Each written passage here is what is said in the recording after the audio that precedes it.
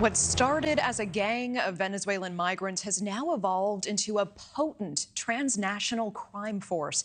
Tren de Aragua, now linked to more than 100 police investigations across the country, and their influence is growing.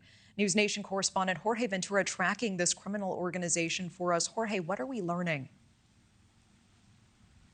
Well, Natasha, some officials have actually described Tren de Aragua as MS-13 on steroids, a reference to the infamous Salvadorian gang. Tren de Aragua is a Venezuelan prison gang, which in large part was seen to be contained in South America, but now has spread its influence to here in the United States and operating in states like New York, Colorado, even Wisconsin, and where you are, Natasha, in Chicago. And according to some reports, have even been given the green light to open fire on American law enforcement.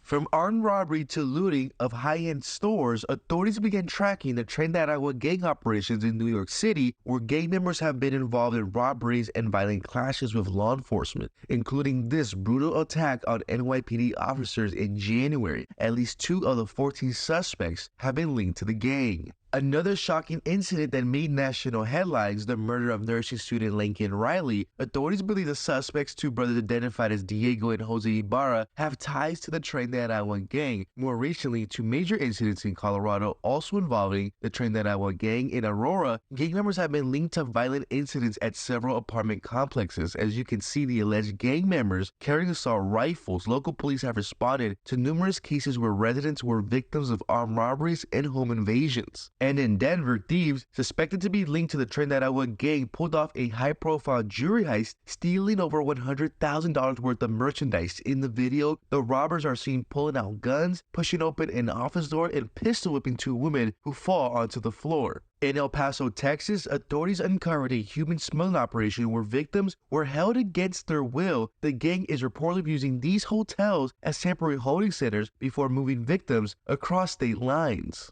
But it doesn't stop there. In addition to being spotted in New York, Colorado, and Texas, the gang has expanded to Miami, Chicago, and Wisconsin. U.S. officials fear that the Tren de Aragua gang could destabilize these areas, much like they did in South America, as this organization is notorious for brutal violence, drug trafficking, and extortion. Homeland Security investigations revealed that the Tren de Aragua gang members are young men aged 18 to 25, often wearing high-end streetwear like Chicago Bulls jerseys and Michael Jordan sneakers. They also have distinct tattoos featuring Venezuelan flags or gang symbols, making them easier to spot.